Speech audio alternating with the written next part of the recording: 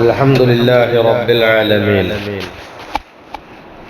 والصلاة والسلام على سيد المرسلين وآل كل والصحابة أجمعين أما بعد ബഹുമാനമുള്ള മുഅ്മിനീങ്ങളെ, അല്ലാഹു നമുക്കെല്ലാവർക്കും ഖൈറുകൾ ധാരാളമാക്കി നൽകട്ടെ.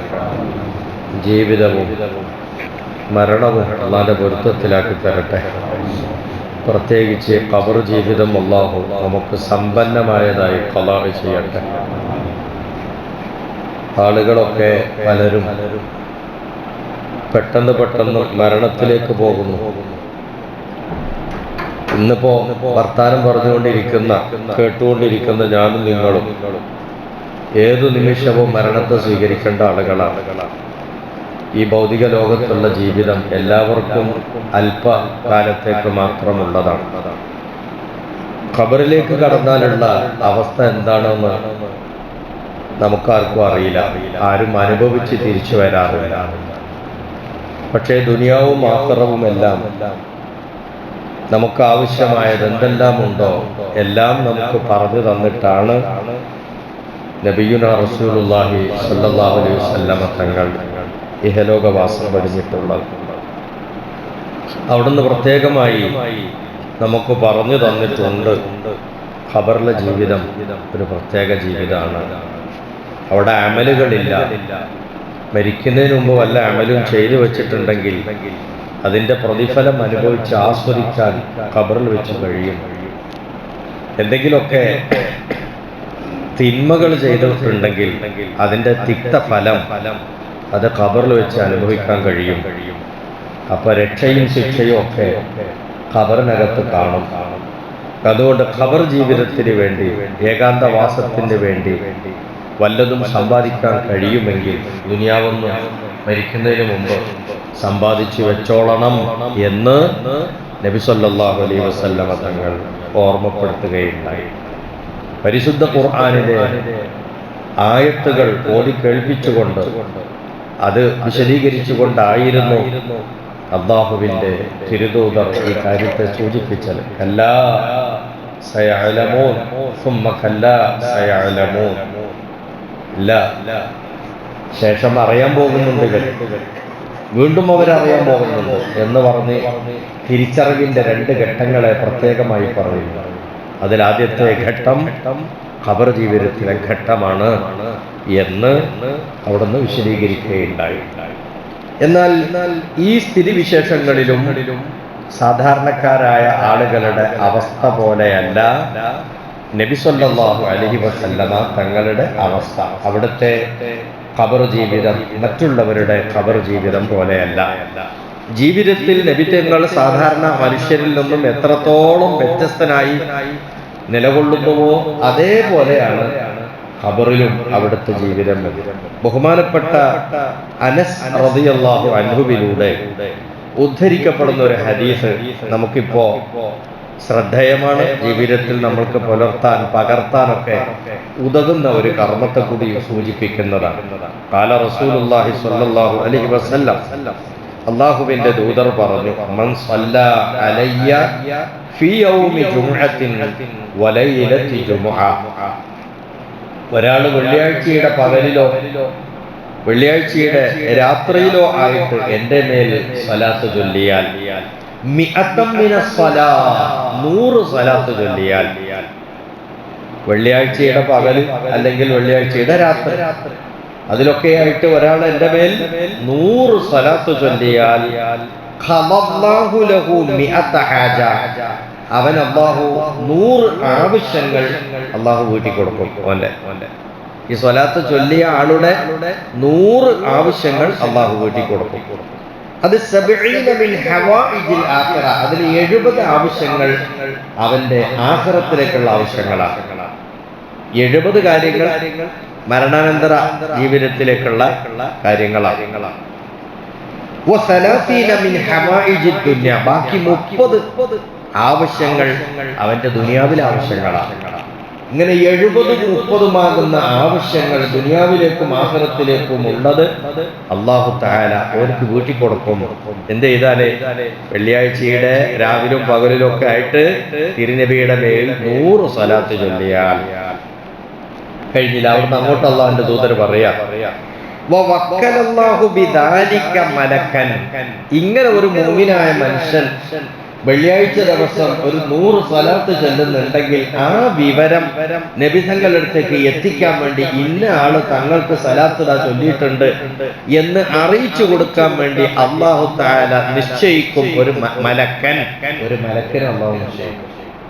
വക്കലല്ലാഹു ബിദാലിക മലക്കൻ. ഇത് അറിയിച്ചു കൊടുക്കാൻ അല്ലാഹു തആല മലക്കനെ നിശ്ചയിക്കാം. യുദ്ഖിലുഹു അലാ ഖബരി. ആ മലക്ക് എന്ത് ചെയ്യും? ഈ മുഅ്മിനായ മനുഷ്യൻ ചൊല്ലിയ സ്വലാത്ത് എന്റെ ഖബറിലേക്ക് അത് കടത്തി കൊണ്ടുവരും. കമാ തദ്ഖുലു അലൈക്കുമുൽ ഹദായ. നിങ്ങളുടെ വീട്ടിലേക്കൊക്കെ ചില വിരുന്നുകാർ വരുമ്പോ സമ്മാനപ്പൊതികളുമായിട്ട് വരുമ്പോ ആ സമ്മാനപ്പൊതികളെ വീട്ടിലേക്ക് വരുന്നില്ലേ? അതിലൊരു കീസ് നിറച്ച് സാധനമായിട്ട് വരുന്നു. വിരുന്നുകാർ നമ്മളെ വന്നിട്ട് സന്തോഷത്തോടു കൂടി അത് ഏൽപ്പിക്കുന്നു. നമ്മളത് സന്തോഷത്തിൽ വാങ്ങിയിട്ട് വീട്ടിന്റെ അകത്തേക്ക് കൊണ്ടുപോകുന്നു, അല്ലെ മക്കളെ കയ്യിൽ കൊടുത്തേക്കുന്നു, ഉമ്മാക്ക് കൊടുക്കുന്നു പറഞ്ഞിട്ട്. ഇങ്ങനൊക്കെ എന്തൊരു സന്തോഷം. ഹദിയകൾ. ഈ സമ്മാനങ്ങൾ നിങ്ങളുടെ വീട്ടിലേക്ക് കടന്നു വരും പോലെ ഒരു മുഅ്മിനായ മനുഷ്യൻ എന്റെ മേലിൽ 100 സ്വലാത്ത് ചൊല്ലുമ്പോൾ ആ സ്വലാത്തുമായി മലക്ക് എന്റെ അടുത്തേക്ക് കടന്നു വരും. ഇന്ന ഇൽമി ബഅദ മൗതി കഇൽമി ഫിൽ ഹയാ. മരണശേഷം എന്റെ അറിവ്, ജീവിതത്തിൽ എന്റെ അറിവ് ഏതുപോലെയാണോ അതുപോലെ തന്നെയാണ്. അതായത് ജീവിതത്തിൽ ജീവിച്ചിരിക്കുമ്പോൾ ഞാൻ അറിയാറുള്ളത് പോലെ മരണത്തിന്റെ ശേഷവും ഞാൻ അറിഞ്ഞുകൊണ്ടിരിക്കുന്നുണ്ട്. അപ്പൊ നബി സല്ലല്ലാഹു അലൈഹി വസല്ലമ തങ്ങൾ നേരിട്ട് അറിയുന്ന ഒരവസ്ഥ എവിടെയുണ്ട്? അവിടത്തേക്കുണ്ട്. അവിടുത്തെ ഖബർ ജീവിതത്തിൽ ജീവിച്ചിരിക്കുമ്പോൾ ഉള്ളതുപോലെ തന്നെ കാര്യങ്ങൾ അറിഞ്ഞുകൊണ്ടുണ്ട്. അപ്പൊ നമ്മുടെ സാധാരണ ഒരാളുടെ ഖബർ ജീവിതം പോലെ അല്ല നബി സല്ലല്ലാഹു അലൈഹി വസല്ലമ തങ്ങളുടെ വഫാത്താനന്തര ജീവിതം എന്ന് വളരെ വ്യക്തമാക്കുന്ന ഒരു ഹദീസാണ്, സംഭവമാണ് ഇത്. നമ്മുടെ നാട്ടിലൊക്കെ പണ്ട് കാലം മുതലേ വരുന്ന ഒരു ശീലമാണ് വെള്ളിയാഴ്ച നേരത്തെ പള്ളിയിൽ വരിക. പള്ളിയിൽ വന്നിരുന്നിട്ട് തഹിയ്യത്ത് നിസ്കരിക്കും, അല്ലെങ്കിൽ ളുഹ നിസ്കരിക്കാനുള്ളവർ അത് നിസ്കരിക്കും, തസ്ബീഹ് നിസ്കരിക്കുന്ന ആളുകൾ അത് നിസ്കരിക്കും. എന്നതിനു ശേഷം പരിശുദ്ധ ഖുർആനിലെ അൽ കഹ്ഫ് സൂറത്ത് പാരായണം ചെയ്യും. മിക്ക പള്ളികളിലും പണ്ട് മുതലേ കാണുന്നതാണ് അൽ കഹ്ഫും സ്വലാത്തും കൂടി ബൈൻഡ് ചെയ്തിട്ടുള്ള ഒരു ജിൽദ് ഉണ്ടാവും, ഒരു ഖുറാസ്. അത് പ്രത്യേകം തന്നെ പിന്നെ ബൈൻഡ് ചെയ്തിട്ട് വെച്ചിട്ടുണ്ടാവും. ഖുർആൻ 30 അല്ല, അൽ കഹ്ഫും സ്വലാത്തും, അൽ കഹ്ഫ് സൂറത്തും പിന്നെ കുറച്ച് സ്വലാത്തുകളും കൂടിയിട്ടുള്ള സമാഹാരത്തെ ഒരു ബുക്ക് പോലെയാക്കിയിട്ട് അതെല്ലായിടത്തും പള്ളിയിലുണ്ടാവും. അതെടുത്ത് വെച്ചിട്ടാണ് ഓതുക. 30 ജുസ് മുസഹഫ് അല്ല കൂടുതലും വെള്ളിയാഴ്ച ഓതുക. അതൊരു ചിട്ട വരാൻ വേണ്ടിയിട്ട് നമ്മൾ വെള്ളിയാഴ്ച ദിവസം ചെയ്യേണ്ട പുണ്യകർമ്മങ്ങളിൽ അതിപ്രധാനമാണ് അൽ കഹ്ഫ് സൂറത്ത് ഓതലും സ്വലാത്തുകൾ ചൊല്ലലും. അപ്പൊ ഇത് രണ്ടും കൂടി ഒരുമിച്ച് ഒരു കിതാബിലാകുമ്പോ ചൊല്ലാനും ഓതി തീർക്കാനൊക്കെ വളരെ എളുപ്പമാണ്. ആ ശീലം പണ്ട് മുതലേ നമ്മുടെ മുൻഗാമികൾ തലമുറയായി ചെയ്തു വന്നൊരു രീതിയാണ്. ഇപ്പോഴും നമ്മുടെ ഇതാ കണ്ടില്ലേ, ഈ കാണുന്നതൊക്കെ അതാണ് അൽ കഹ്ഫ് സ്വലാത്താണ്. അത് എടുത്തു നോക്കിയാൽ ആദ്യ ഭാഗത്ത് അൽ കഹ്ഫ് സൂറത്താണ്. അത് ഓതിക്കഴിഞ്ഞാൽ പിന്നെ സ്വലാത്തുകളാണ്. ഏതാനും 4-5 പേജുകൾ സ്വലാത്ത് തന്നെയാണ് അതിനകത്തുള്ളത്. ആ സ്വലാത്തുകളൊക്കെ ചില പ്രത്യേക വാക്കുകൾ കൂട്ടിച്ചേർത്തുള്ള സ്വലാത്താണ്. ധാരാളം പ്രതിഫലങ്ങൾ കിട്ടുന്ന സ്വലാത്താണ്. 100ഓളം സ്വലാത്ത് അതിനുണ്ട്, ആ ചൊല്ലുന്നത് തന്നെ ഉണ്ട്. അപ്പൊ ഒരു മനുഷ്യൻ വെള്ളിയാഴ്ച അൽ കഹ്ഫും സ്വലാത്തും ഓതിയാൽ അവൻ എന്ത് ചെയ്തു? നബി സല്ലല്ലാഹു അലൈഹി വസല്ലമ തങ്ങൾ പറഞ്ഞതുപോലെ വെള്ളിയാഴ്ച ദിവസം തിരുനബിയുടെ മേലിൽ കൂടുതൽ സ്വലാത്ത് ചൊല്ലുന്ന ഒരാളായി മാറാൻ കഴിയും. ആ ഒരു പാരമ്പര്യവും സമ്പ്രദായവും ഒക്കെ നമ്മൾ മുറുകെ പിടിച്ച് നിലനിർത്തി കൊണ്ടുപോകണം. ഇപ്പോ കുറെ ആളുകൾക്കൊന്നും സമയമില്ല, വരുന്നത് തന്നെ വളരെ വൈകി. അൽ കഹ്ഫ് സൂറത്ത് വെള്ളിയാഴ്ച ഓടുന്ന ആളുകൾ തന്നെ നന്നെ കുറഞ്ഞു. ഭൂരിഭാഗം ആളുകളും വളരെ വൈകി അത് എന്നെ ഖുതുബ തീരാൻ നേരത്ത് വരിക 2 നിസ്കരിച്ചു പോകാമെന്നല്ലാതെ വെള്ളിയാഴ്ചയുടെ ഒരു കാര്യങ്ങളും ശ്രദ്ധിക്കുന്നില്ല. ഇനി അൽക്കഹഫ് ഓതുന്നവർ തന്നെ ഈ അൽക്കഹഫ് ഓതി കഴിയാനേ അവർക്ക് ടൈം കിട്ടുന്നുള്ളൂ, പിന്നെ സ്വലാത്തിന് ടൈമില്ല. അപ്പോഴേക്കും ഖുതുബ തുടങ്ങാനായി. കാരണം അത് വൈകിട്ടാണ് പള്ളിയിൽ വരിക. ഈ ഒരവസ്ഥയാകുമ്പോൾ നമ്മുടെ ആഖിറം നമുക്ക് നന്നേ കുറയുന്നുണ്ട്, ആഖിറത്തിലേക്കുള്ള സമ്പാദ്യം നന്നേ കുറയുന്നുണ്ട്. അതുകൊണ്ട് നമ്മളൊക്കെ നന്നായി ശ്രദ്ധിക്കണം. വെള്ളിയാഴ്ച എല്ലാവരും കുറച്ച് നേരത്തെ വരികയും അൽക്കഹഫ് ഓതി ഈ സ്വലാത്തുകളൊക്കെ ചൊല്ലി തീർത്താൽ തീർച്ചയായിട്ടും അള്ളാന്റെ റസൂലിന്റെ അടുത്തേക്ക് നമ്മൾ സ്വലാത്ത് ഈ പറയുന്ന സ്വലാത്തിന്റെ സമാഹാരത്തെ എത്തിച്ചു കൊടുക്കാൻ അള്ളാഹു മലക്കിനെ തന്നെ നിശ്ചയിച്ചിട്ടുണ്ട് എന്ന് പറയുമ്പോൾ അതൊക്കെ എത്ര സന്തോഷമാണ്. അള്ളാന്റെ ദൂതർ പറയാ, ഞാൻ ജീവിച്ചിരിക്കുമ്പോൾ അറിയും പോലെ മരിച്ചതിന്റെ ശേഷം ഖബറിലും ഞാൻ അറിഞ്ഞുകൊണ്ടിരിക്കുന്നുണ്ട്. അപ്പൊ നമ്മൾ ഓരോരുത്തരെയും ഐഡന്റിഫൈ ചെയ്യാൻ, തിരിച്ചറിയാൻ, ആ തിരിച്ചറിഞ്ഞിട്ട് അവിടുത്തെ അനുയായികളിൽപ്പെട്ട ഒരാളുടെ സ്വലാത്തുകൾ സന്തോഷപൂർവ്വം സ്വീകരിക്കാൻ നബി സല്ലല്ലാഹു അലൈഹി വസല്ലമ തങ്ങളുടെ ബർസഖി ജീവിതത്തിൽ അല്ലാഹു തആല അവസ്ഥ നൽകിയിട്ടുണ്ട് എന്നാണ് വ്യക്തമാക്കിയിട്ടുള്ളത്. ആ കാര്യം നമ്മുടെയൊക്കെ ശ്രദ്ധയിൽ വേണം. അല്ലാഹു സുബ്ഹാനഹു വ തആല നബിയോടുള്ള മഹബത്തും അവിടത്തോടുള്ള കടപ്പാടും വേണ്ടതുപോലെ പുലർത്തുന്ന അവിടുത്തെ ഉത്തമ അനുയായികളാക്കി തരട്ടെ.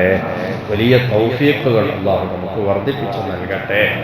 എല്ലാ സമയങ്ങളും പടച്ച റബ്ബിന് പൊരുത്തപ്പെട്ട രൂപത്തിൽ വിനിയോഗിക്കാനും പ്രവർത്തിക്കാനുമുള്ള മഹാഭാഗ്യവും ഉത്സാഹവും അല്ലാഹു നമുക്ക് എല്ലാവർക്കും പ്രദാനം ചെയ്യട്ടെ. വആഖിറു ദഅ്വാനാ അനിൽ ഹംദുലില്ലാഹി റബ്ബിൽ ആലമീൻ.